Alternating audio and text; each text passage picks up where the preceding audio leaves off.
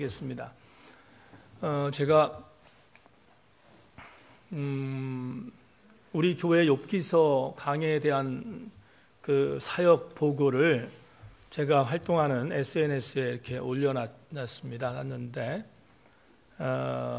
저희 교회의 사역을 특별히 구약 본문의 해석이니까 이 부분에 대해서 관심을 갖고 있는 차준희 교수가 제가 올려놓은 SNS에다가 이런 글을 올렸어요.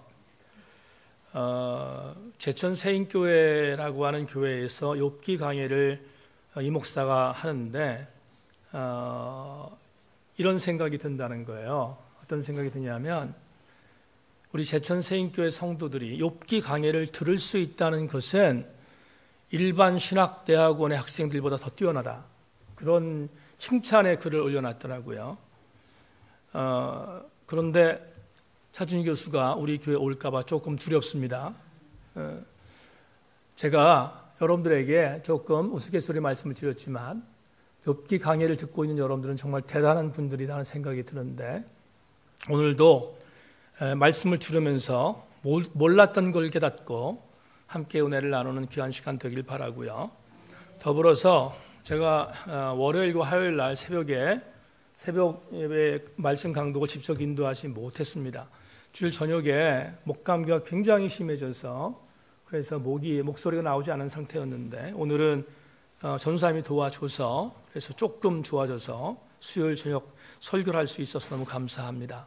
함께 은혜 시간 되길 바라고요. 오늘은 좀 조용히 설교할 터인데 졸지 말고 하나님 말씀의 은혜를 받고 돌아가는 귀한 시간 되기를 소망합니다. 여러분과 함께 나눌 제목은 까닭 없이 얘기라는 제목으로 말씀의 은혜를 좀 나누기를 원합니다.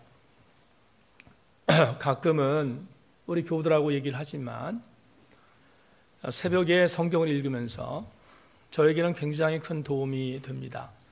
설교 준비에 대한 부담도 없는 것이 진짜 솔직한 심정이고요. 그리고 말을 많이 해서 실수하지 않는 그러한 덕도 봅니다. 세 번째는 새벽 예배에 주시는 감동이 너무 큽니다. 왜냐하면 새벽 예배에 고요한 시간에 주시는 말씀의 은혜가 들리는 은혜죠. 우리가 읽는 거니까 들리는 은혜가 굉장히 커서 그래서 이 새벽 예배의 감동이 저에게는 굉장히 중요한 시간으로 다가오고 있습니다.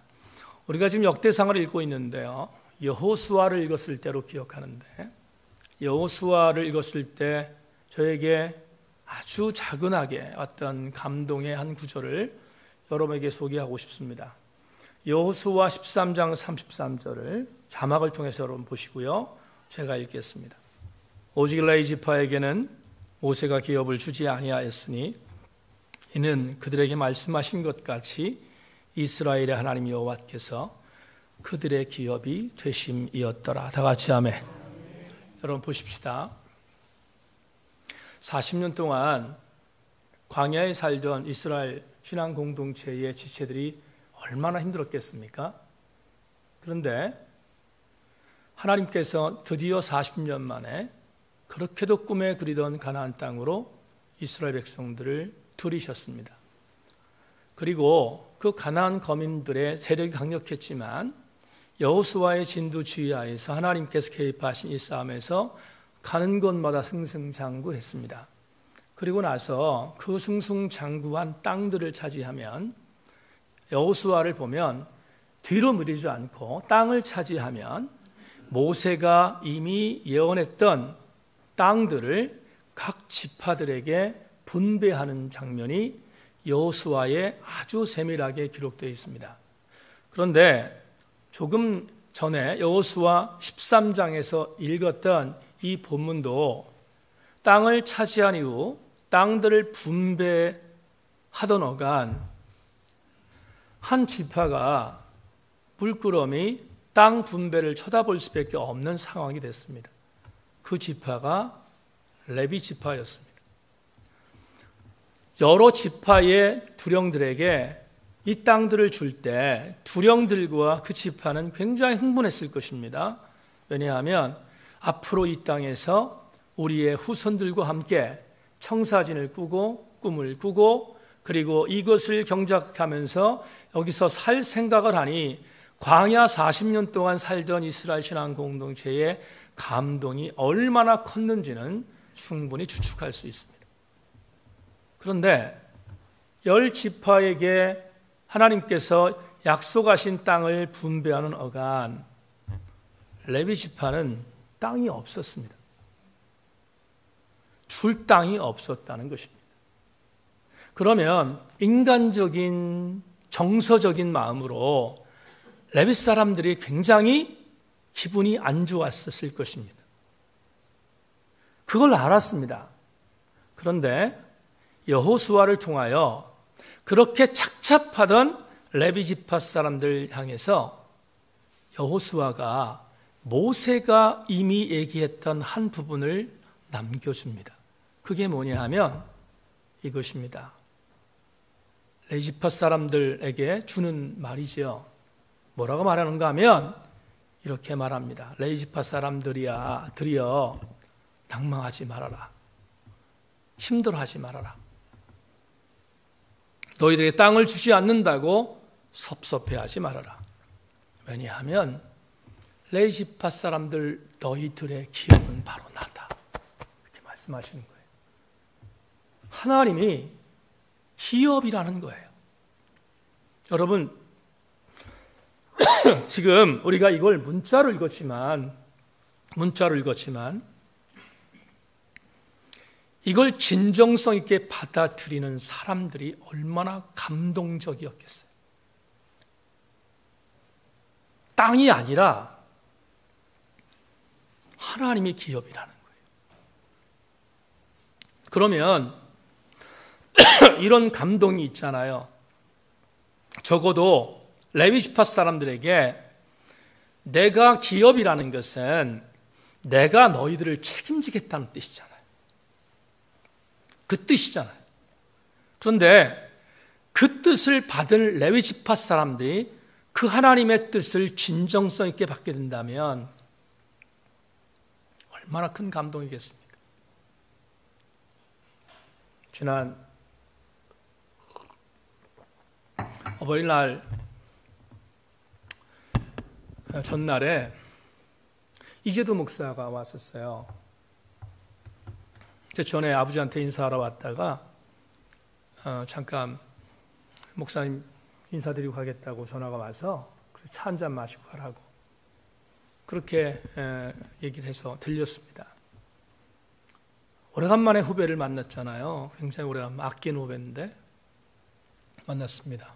이런 얘기 저런 얘기를 하다가 목사들이 만나니까 서로 하는 이야기는 교회 상황이 어떠냐, 어떻게 목회를 잘하고 있냐 이런 거 물어볼 수밖에 없잖아요. 그런데 이제는 다 지나갔습니다마는 한동안 이재도 목사도 좀 어려운 일이 있었거든요. 그런데 그 어려운 일이 있었던 시기를 잠깐 얘기하다가 이 목사가 이래요. 목사님 참 정말 힘들었고 억울했습니다. 정말 억울했습니다. 이렇게 이제 고백을 하는 거예요. 고백을 하는데 한마디가 참 가슴에 와닿았어요. 후배 목사가 얘기하는 한마디가 가슴에 와닿는데 이렇게 말하더라고요. 근데 목사님 그 어려웠을 때 딴 생각하지 않았습니다. 딴 생각하지 않고 하나님이 나를 부르신 그 이유에 대하여 집중했습니다.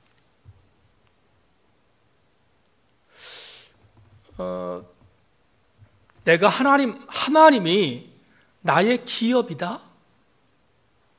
하나님이 나의 기업이야. 라는 이 놀라운 사실은 어떠한 다른 땅을 주는 것보다 위대한 하나님의 복이거든요. 근데 주목할 게 있어요. 그 복을 얻을 수 있는 사람은 그 복을 믿는 사람들이에요. 이게 어떤 상투적으로 그냥 이론적으로 이런 겁니다 라고 하는 것을 머리로 받아들이는 것이 아니고요. 그 자체를 내 심령 안에 믿는 사람, 그때 그 믿음은 위력을 발휘한단 말이죠.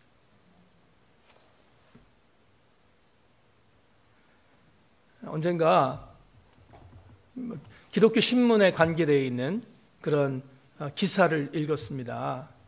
그런데 사진과 함께 기가 막힌 그런 글이 하나 올라와 있는 걸 봤어요. 좀 오래됐어요. 근데 뭐냐 하면 이름만 얘기하면 알 수 있는 교회입니다. 서울에 있는 모 교회인데 이름만 되면 다 아는 교회입니다. 근데 거기에 분쟁이 있었어요. 왜냐하면 당회가 둘로 갈라져서 재산권 갖고 싸우고 있는 교회의 기사였어요.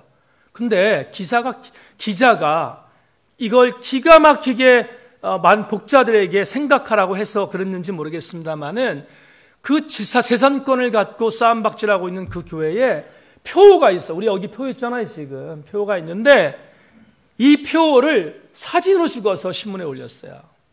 여기 뭐라고 써있는가 하면 재산권 갖고 싸움박질하고 있는 교회인데 여기 썼어요. 주님 한 분으로 만족한 교회.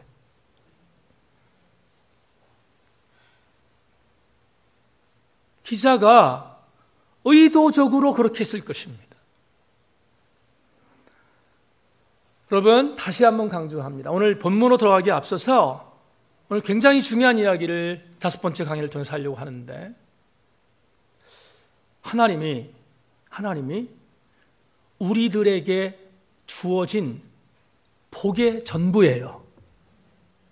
레위 사람들에게 주어진 내가 너희들의 기업이야 라고 말했던 것처럼 하나님이 우리들에게 주어진 복의 전부라는 사실을 우리 새인교회 교우 여러분 가슴에 담기를 주의 이름으로 소망합니다.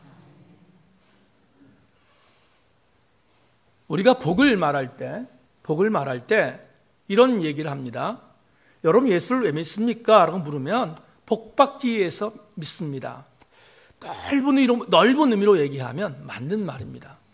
그렇죠. 여러분 종교 생활하는 사람이 복을 받기 위해서 종교 생활하는 게 마땅하지 않겠습니까? 근데 그건 시작할 때 그걸 인정할 수 있어요. 신앙생활을 맨 처음에 시작할 때 복 받기 위하여 교회 나옵니다. 복 받기 위하여 예수 믿습니다. 그건 시작할 때 얼마든지 받아들일 수 있어요. 그런데 신앙의 깊이가 들어가면 그건 바뀌어야 돼요. 어떻게 바뀌어야 합니까? 내가 예수를 믿는 이유는 복을 받기 위해서 예수를 믿는다는 것이 신앙의 초기라면 우리의 신앙이 깊어지면 깊어질수록 이렇게 바뀌어야 돼요. 내가 하나님께 복을 받기 위하여 신앙생활하는 것이 아니라 나는 그 복의 근원이신 하나님이 내 신앙의 주인이기 때문에 믿는 거예요. 이거를 신앙생활 깊이 속에 들어가면 바꿀 수 있어야 돼요. 여러분 10년, 20년, 30년 되었는데 복 받기 위하여 예수 믿는다. 그걸 머물고 있으면 그건 정말로 여러분 얼마나 비참한 신앙생활이겠습니까? 그걸 우리는 뭐라고 하냐? 희복주의라고 합니다. 우리가 신학적인 단어로 만들어내면 복을 받기 위하여 하나님을 믿는 것, 그건 여러분 기복주의라고 말해요. 이재철 목사님께서 100주년 기념교회 사역하는 이재철 목사님께서 성숙자반이라는 책에서 우리 교우 중에 읽은 사람도 굉장히 많습니다만은 거기에 기가 막힌 글을 써놨지요. 이렇게 말씀하고 있습니다.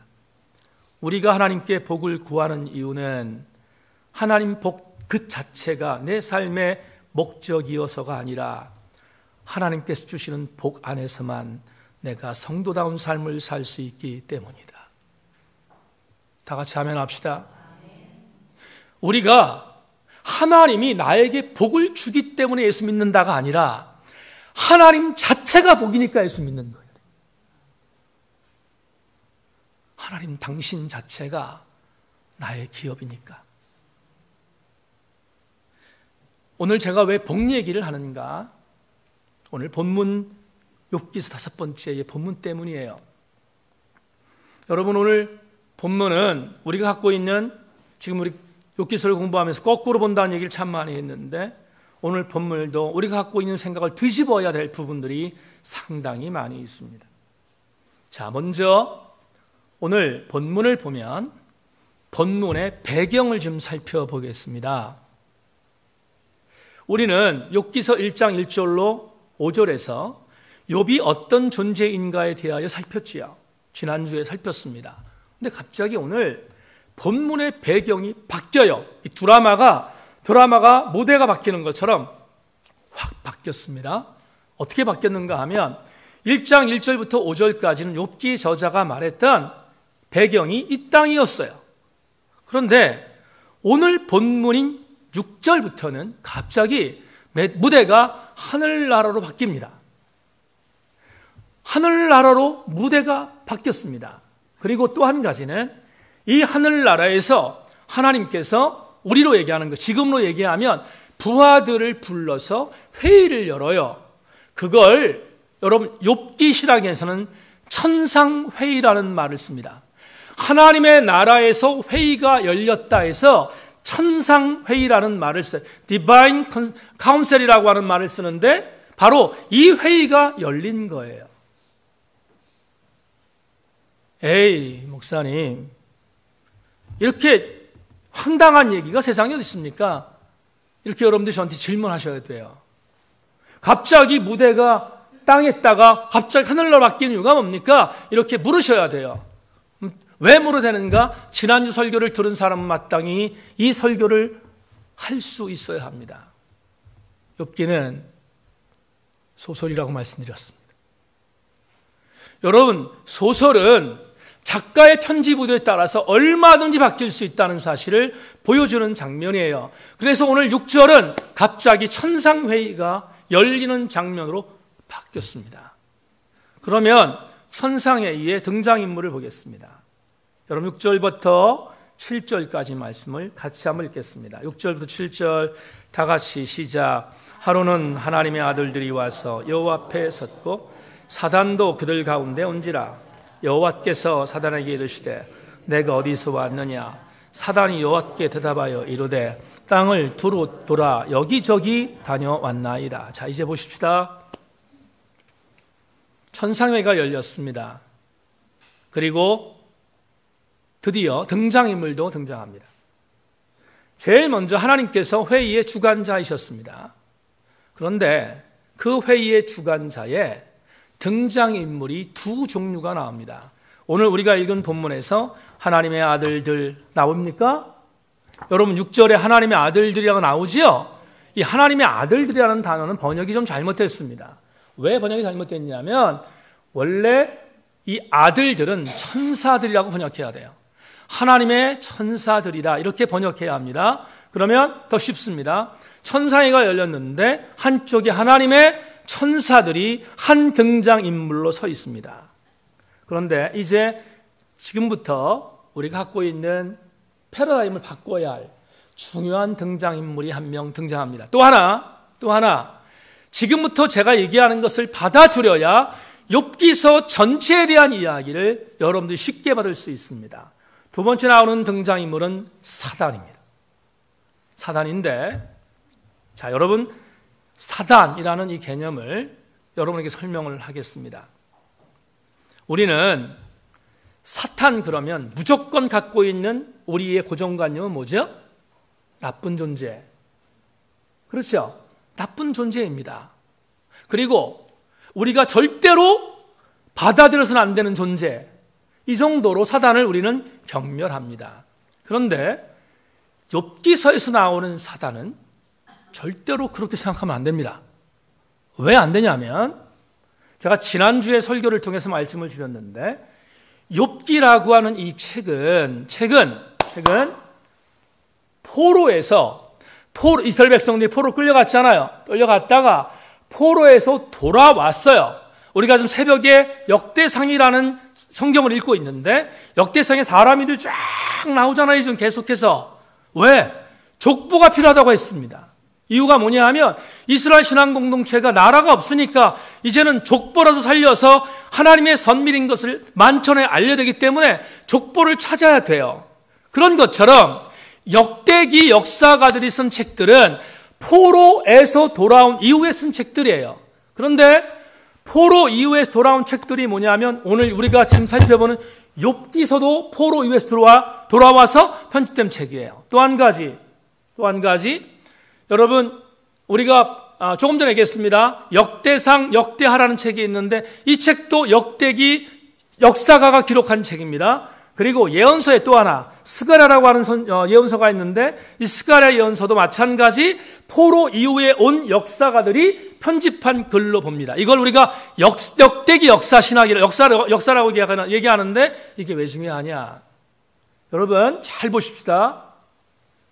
오늘 이 내용은 굉장히 중요한데 사탄이라는 단어는 어디서 맨 처음에 등장하냐면 역대기에서 나와요. 역대기에서. 언제 나오는가? 역대기란 책을 보면 역대상 21장 1절 볼까요? 한번. 역대상 21장 1절. 제일 첫 번째 나오는 사탄이라는 단어가 나오는데 한번 읽어보겠습니다. 시작. 사단이 일어나 이스라엘을 대적하고 다윗을 충동하여 이스라엘을 계수하게 하니라. 저거 무슨 기사죠? 어떤 기사 같아요, 저거? 인구조사한 것이요. 여러분, 다윗이 하나님의 은혜로 승승장구한 게 아니라 다윗이 자기의 군사력으로 이겼다는 걸 알리기 위해서, 그래서 뽐내기 위해서 했던 게 인구조사라고 보는데 그 인구조사를 충동질한 존재가 누구예요? 사단이에요. 두 번째, 어디에 사탄이라는 단어가 나오냐면 오늘 본문에 나왔어요. 오늘 6기서 나왔죠? 본문에 사단이 나왔습니다. 세 번째, 조금 전에 얘기했던 스가랴라고 하는 예언서에 나오는데 스가랴서에 나오는 예언서에 스가랴 3장 1절로 2절을 보면 여호수아라고 하는 대제사장이 있는데 그 대제사장을 비난하는 존재로 나오는 게 누구냐면 사단이에요. 그런데 주목할 게 있습니다. 끝까지 따라오세요. 주목할 게 있습니다. 역대상에 나오는 사단, 욥기에 나오는 사단, 스가랴에 나오는 사단은 신약 성경에 나오는 적그리스도 사단이 아니에요. 무슨 말인가 하면 오늘 욥기서를 예를 들겠습니다. 하나님께 천상회를 열었다고 했습니다. 천상회를 열었는데 한쪽에는 하나님의 천사가 있었습니다. 또 한쪽에 누가 있다고 했어요? 사단이 있다고 했습니다. 그렇다면 이런 추측이 가능합니다. 사단도 하나님의 통제하에 있었던 존재였고, 첫 번째 맞습니까? 하나님의 통제 안에 있었고, 또 한 가지 이 사단은 누군진 모르지만 하나님의 천상회에 참여할 수 있었던 하나님이 부리는 존재였다는 거예요. 그러면 우리가 알고 있는 사단과 왜 다를까? 이유가 있습니다. 왜 다른가? 사단이 우리가 알고 있는 사단으로 전락된 것은 여러분 구약시대가 아니라 중간기였어요. 신약과 구약의 중간기를 400년이라고 하는데 그 400년 어간에 어떤 일이 벌어졌는가 하면 시리아의 왕이었던 안티오코스 에피파네스라고 하는 아주 악독한 왕이 있었습니다. 그런데 이 안티오코스 에피파네스 사내가 유대인들을 핍박합니다. 여러분, 팔레스타인을 점령한 뒤에 유대인들을 핍박하고요, 하나님을 못 믿게 하는데 강력하게 못 믿게 했어요. 다 얘기할 수는 없습니다. 그래서 중간기 400년 동안 유대인들이 저 안티오코스 에피파네스는 우리가 정말로 경멸할 존재야. 그래서 안티오코스 에피파네스를 구약에서 말하고 있었던 사단이라는 이름을 빌어서 이제는 하나님의 완전한 적대자인 사단으로 둔갑시키는 것이 신약의 의미예요. 그렇다면 구약의 사단의 의미와 신약의 사단의 의미는 정반대는 아니더라도 완전히 다른 존재였다는 것을 알아야 합니다. 이게 왜 중요한지를 지금부터 얘기하겠습니다. 이게 목사님 뭐 이렇게 중요하길래 이렇게 강조합니까? 중요합니다. 굉장히 중요한 얘기를 하려고 해요. 욥기서를 통해서 알 수 있는 것입니다. 우리는 그동안 이미 일반적으로 알았던 욥의 고난은 누가 준 것이었어요? 다시 한 번만. 우리가 일반적으로 욥이라고 하는 존재가 고난을 당하고 자기의 몸이 어려움을 당하고 자식들을 다 죽임 당하는 그 기가 막힌 엄청난 고난을 당했을 때 그 고난을 준 장본인을 우리는 사단으로 보잖아요. 사단이 그 일을 했기 때문에, 물론 하나님께서 그걸 허락하셨지만 그 일을 행하신 것은 사단으로 보잖아요. 그래서 사단이라는 개념을 어떻게 인식하고 있냐면, 신약 성경에 인정하고 있는 하나님의 적그리스도의 반대자의 입증의 입장에 있어서 사단을 인정하고 있다고. 우리가 욥을 볼 때는 이미 그렇게 배워왔어요. 배워왔고 그렇게 고정화되어 있다고요. 그런데 욥기서를 공부하면서 바꿀 게 하나 있어요. 명심하십시다. 여러분, 담임 목사 여러분들에게 거짓된 거 가르치지 않습니다.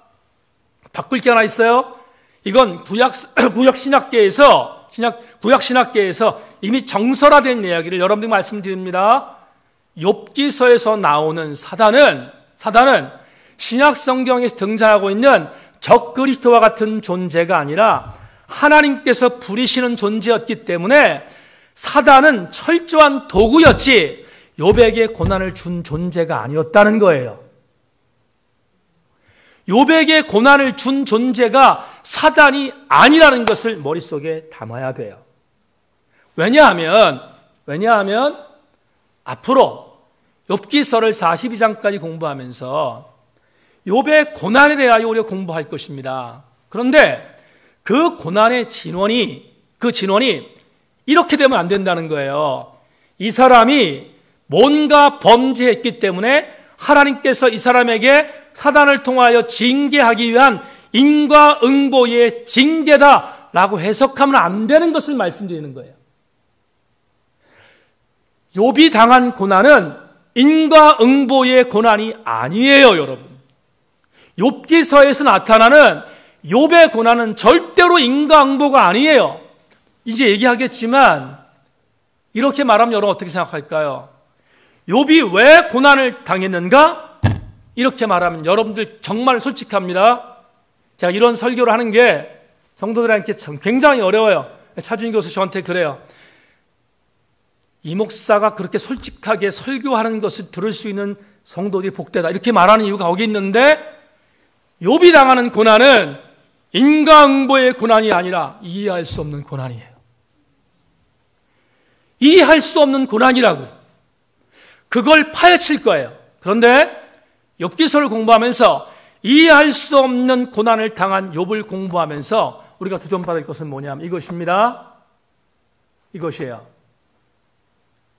고난을 당한 자를 위로하는 것은, 고난을 당한 자를 우리가 위로하잖아요.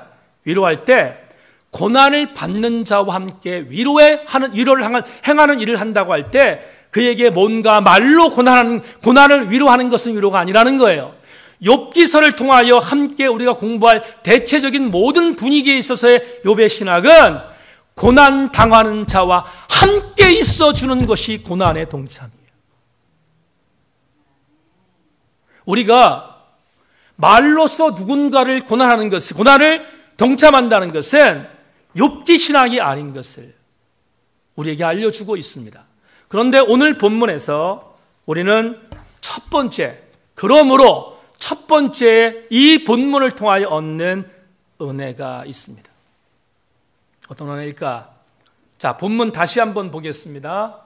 자, 보십시다. 오늘 이 부분 정말 굉장히 중요한 부분이라고 생각해서 저 설교 준비에 심혈을 기울였는데, 자, 천상회로 돌아가겠습니다. 하나님의 천사가 있습니다. 사단이 있습니다. 하나님께서 회의를 주재합니다. 사단을 봤습니다. 그러자 사단에게 묻습니다. 너 어디 갔다 왔냐? 이렇게 묻습니다. 어디 갔다 왔냐? 그랬더니 사단이 말합니다.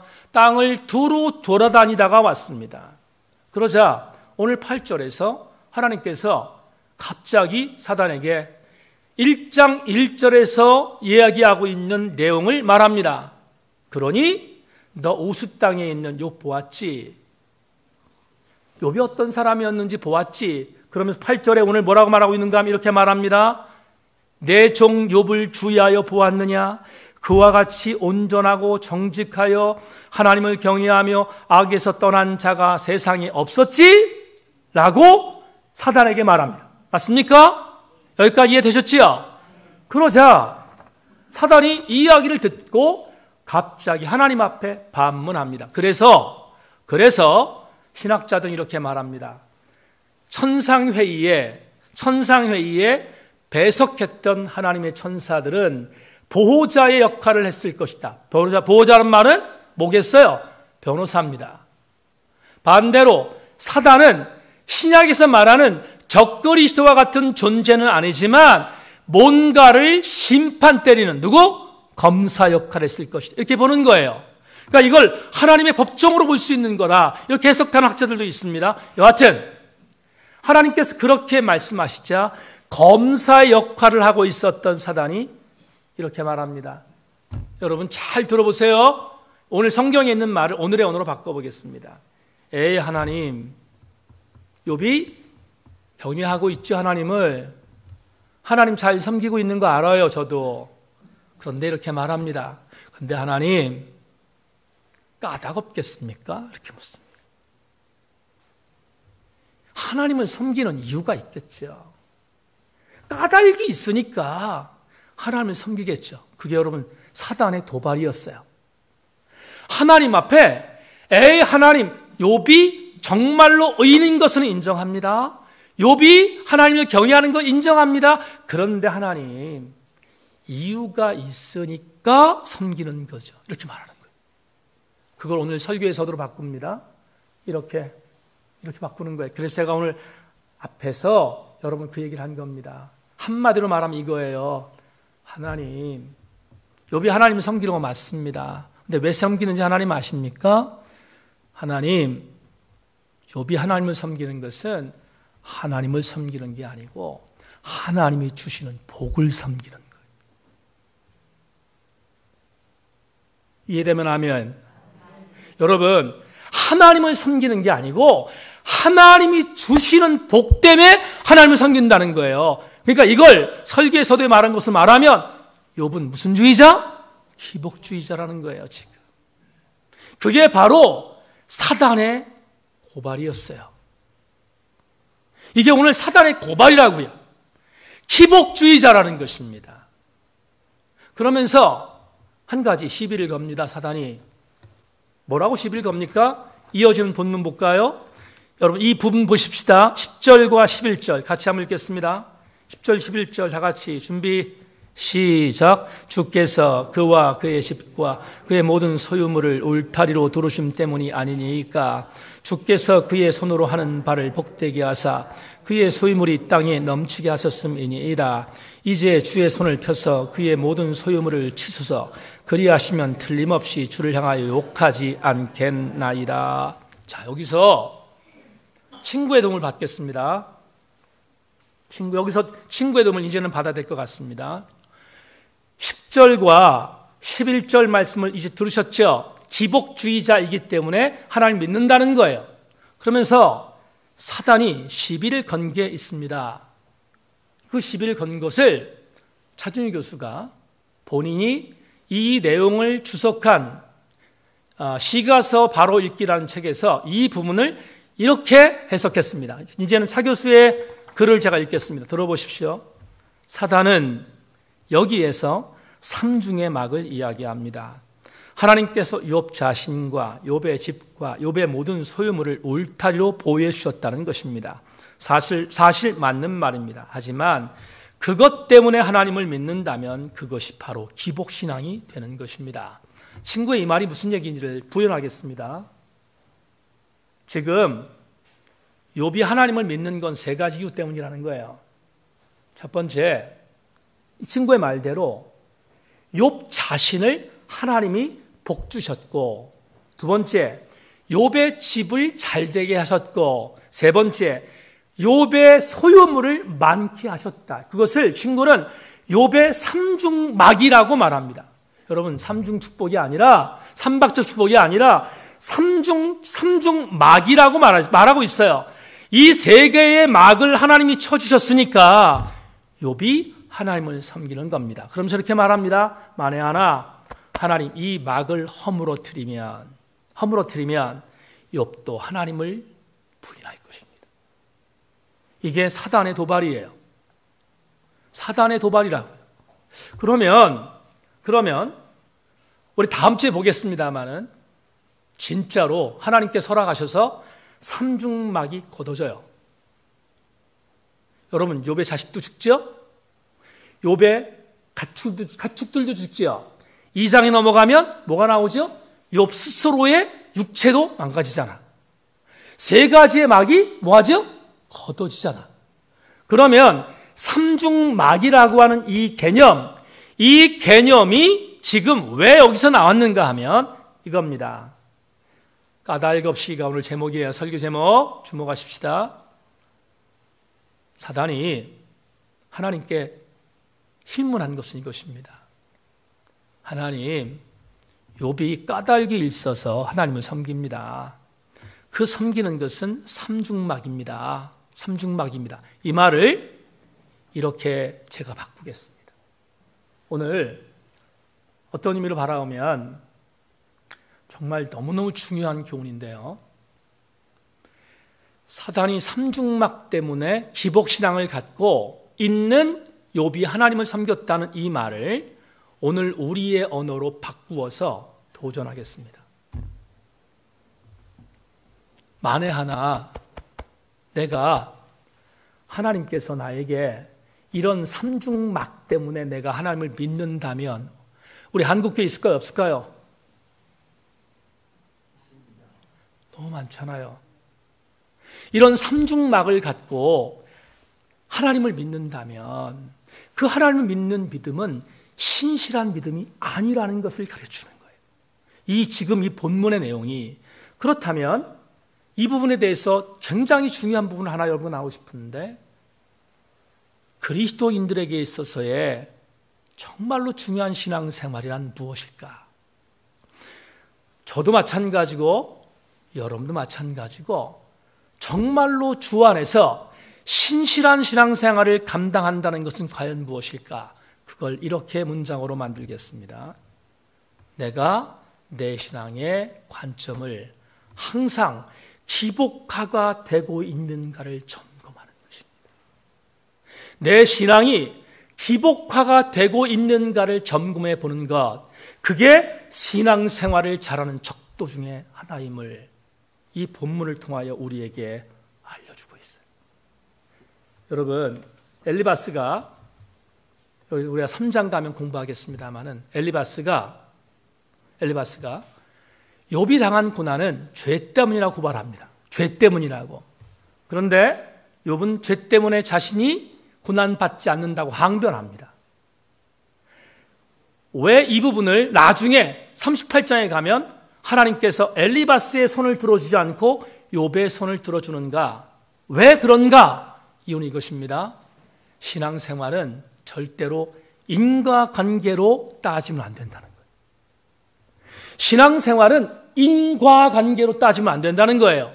이게 앞에서 말하고 있는 신앙의 여정에서 앞에서 말하고 있는 기복신앙과 굉장히 중요한 밀접한 관계를 맺고 있습니다. 여러분, 제가 이런 생각을 한번 해봤어요.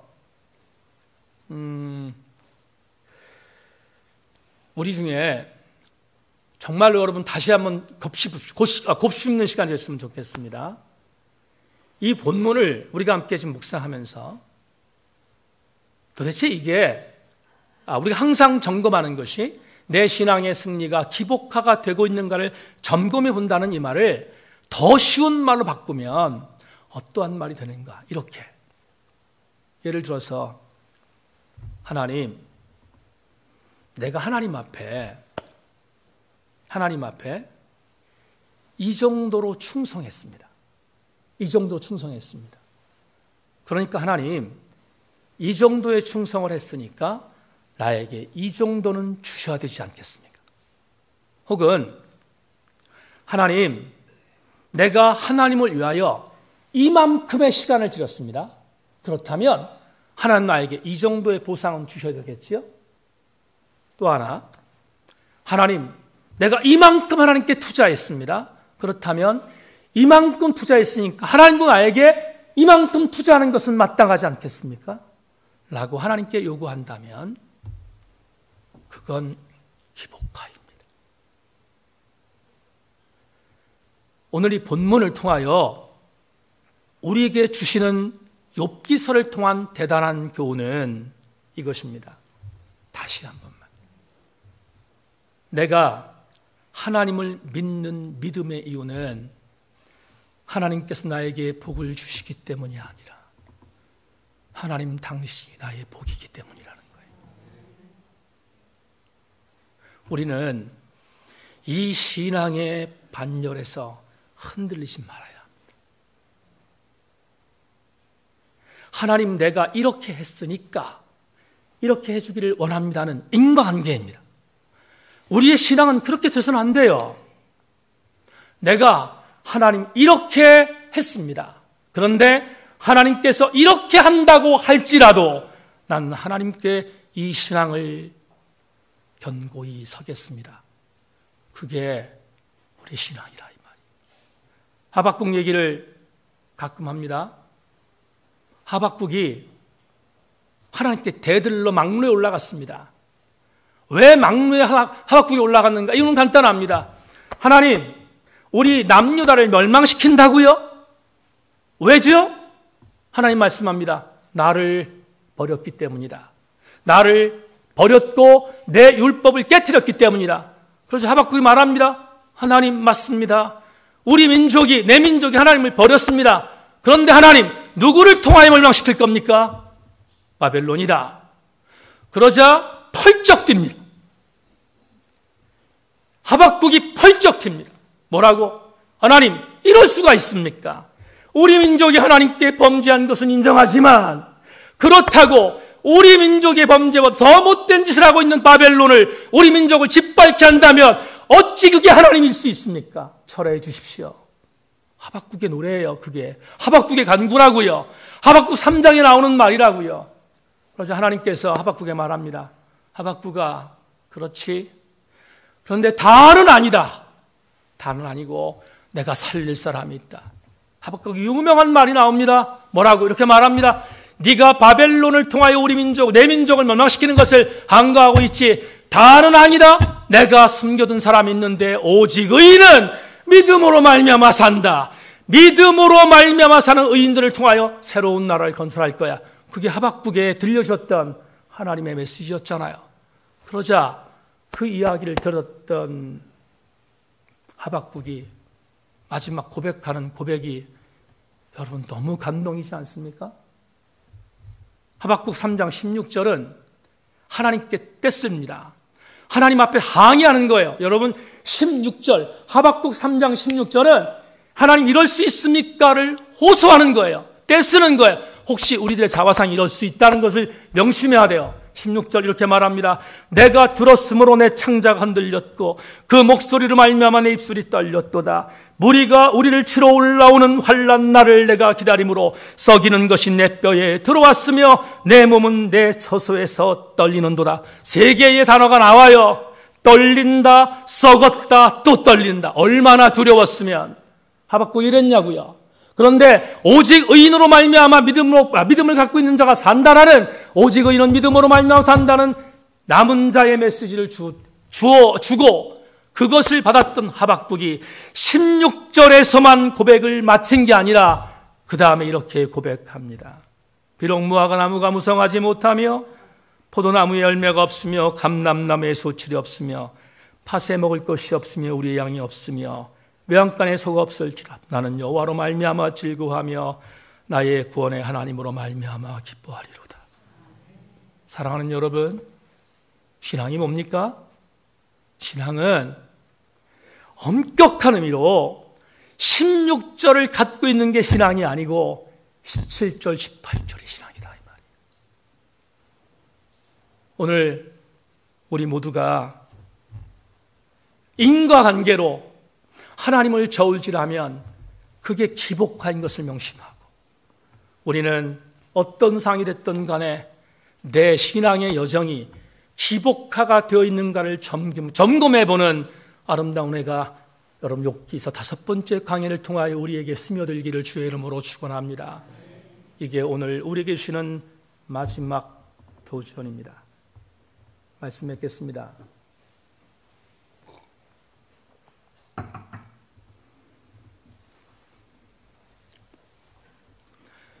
어제 크리스천 연합신문 기자가 전화를 했습니다. 목사님, 늦게 전화드려서 죄송한데 앞에 계신 분이 원고 무슨 펑크를 냈는지 목사님이 먼저 좀 귀고문을 내시면 안 되겠습니까? 그래서 오늘까지 내달라고 하는데 제가 그런 거 잘 못 기다리거든요. 그래서 어저께 출근해서 어저께 원고를 보냈습니다. 보냈는데 그 보낸 원고에 사사기 6장 말씀을 근거한 글을 보냈는데 글을 보내고 나서 참 저 스스로 우리 교우들에게도 이 은혜가 있었으면 좋겠다 생각해서 말씀드리고 설교를 맺겠습니다. 여러분, 미디안이 이스라엘 괴롭혔던 것을 보셨던 하나님께서 기드온을 부르셨는데 기드온은 깜도 안 됐던 자였습니다. 아시는 것처럼. 그는 바알을 섬기던 아버지와 더불어서 바알 숭배자였습니다. 그런데 그를 하나님의 사람으로 사사로 부르시기 위해서 하나님이 많은 걸 양보하셨습니다. 다 양보하셨습니다. 우여곡절 끝에 기드온을 하나님의 사사로 만드신 성공했습니다. 그리고 이제 미디안과 싸움을 나가라고 출정을 명령하셨습니다. 명령하셨는데 그 전까지는 모든 걸 다 양보하셨던 하나님께서 미디안과의 싸움에 출정하는 기드온을 향해서 한 가지를 명령합니다. 그 명령을 제가 읽겠습니다. 사사기 6장인데요. 그날 밤에 여호와께서 기드온에게 이르시되 내 아버지에게 있는 수소 곧 7년 된 둘째 수소를 걸어오고 내 아버지에게 있는 바알의 전화를 헐며 그 곁에 아세라 상을 짓고 또 이 산성 꼭대기에 내 하나님 여호와를 위하여 규례로 한 제단을 쌓고 그 둘째 수소를 잡아 내가 찍은 아세라 나무로 번제를 드릴지니라 하시니라. 이 말씀이 무슨 말씀이냐 하면 이런 말씀입니다. 출정을 하는데 기드온에게 명령합니다. 기드온아, 너 네 아버지가 섬기던 바알 신상에 올라가서 바알과 아세라의 상을 찍으라는 것입니다. 왜냐하면 바알과 아세라는 나무로 만들었습니다. 그런데 그걸 찍어서 무너뜨려서 그 찍은 나무를 갖고 내 앞에 수소, 7년 된 수소, 둘째 것이라는 말은 둘째가 아니에요. 두 번째 태어난 게 아니라 이 원어로 보면 가장 좋은 것입니다. 가장 좋은 것으로 택해서 그것으로 번제를 드리라고 명령하시는 거예요. 여기 나오는 단어가 두 번에 걸쳐 나오는 단어가 뭐냐면 찍다라는 단어입니다. 찍다. 바알과 아세라상을 찍어라, 나무를 찍어서 번제로 드려라. 근데 찍다라는 히브리어가 여러분 몸통이라는 뜻입니다. 왜 제가 크리스천 연합신문에 이 글을 기고했는지 아시겠습니까? 번제는 머리, 팔, 다리와 같은 것을 드리는 게 아니에요. 번제는 몸통을 찍는 것입니다. 가장 인간에 있어서 가장 소중한 부분을 찍는 것이 번제입니다. 우리가 신앙생활을 감당함에 있어서 카라트, 몸통을 찍는 일을 내가 주저한다면 나는 신앙인이 아닙니다. 내가 정말로 카라트, 몸통을 찍어내야만 나는 진짜로 기복신앙인이 아닌 하나님의 사람으로 설 수 있습니다. 지난주 동영상을 보셨습니까? 여러분, 이선민 집사가 지나가는 말로 영상을 찍었겠습니까? 아이들에게. 저는 그날 이선민 집사의 동영상의 한마디가 벼락으로 다가왔습니다. 세상에 어떤 엄마가, 요즘에 세상에 어떤 젊은 엄마가 내 아들들에게 아들들아, 나는 너희들보다 하나님을 더 사랑하고 싶고 그러니까 너희들도 나보다 하나님을 더 사랑하는 아들이 되라고 말하는 어머니가 요 근래에 누가 있습니까? 진짜로 이선민 집사가 아들들이 하나님보다 더 소중하지 않아서 그랬겠는가? 아니지 않습니까? 그 동영상의 가장 진위는 내 아들도 나도 하나님 앞에 바로 서야 하나님이 우리 가정을 인도하실 것을 믿었기 때문이 아닙니까? 오늘 수요예배에 나오신 여러분, 까딱 없이 하나님을 섬긴다고 비아냥거리던 사단에게 이렇게 고백합시다. 나는 까닭 없이도 하나님의 은혜 안에 설 것이야.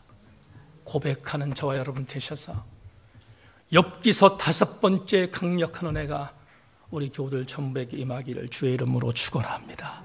하나님,